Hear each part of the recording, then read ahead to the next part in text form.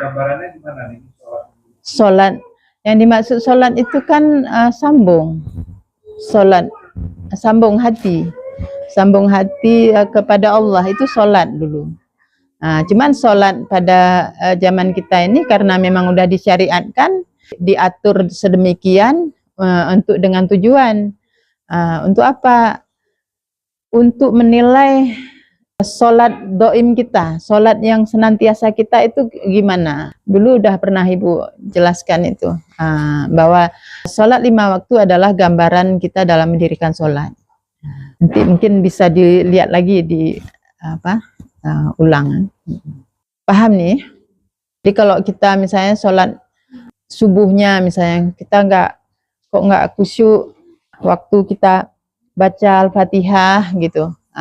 Itu kan berdiri. Waktu berdiri berarti kita selama dari sholat Isya tadi sampai dengan waktu subuh itu kita nggak dalam menegakkan Al-Quran.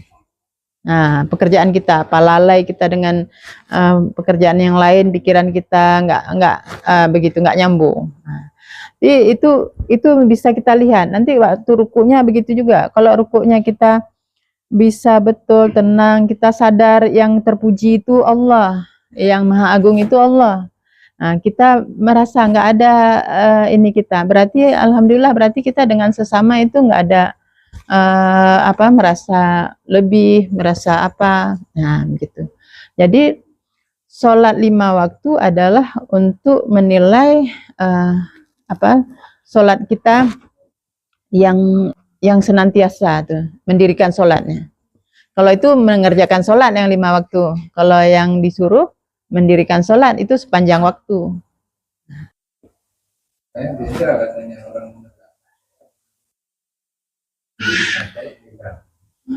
yaitu tadi, kalau menegakkan itu berarti sepanjang waktu dia tegak berdiri.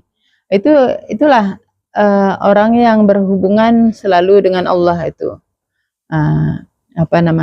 Dia berarti sholat, ya, selalu sadar, selalu sholat, selalu ini sama Allah. Yang 5 waktu itu mengerjakan untuk melihat yang kita mendirikan tadi. Nampak memang di situ kalau kita benar mengerjakannya. Misalnya kita zikir, mau tidur nih, udah zikir, udah dalam doa minta kita sama Allah. Jadi waktu bangun pun kita nyaman, kita enak. Waktu kerjakan sholat itu memang nyambung.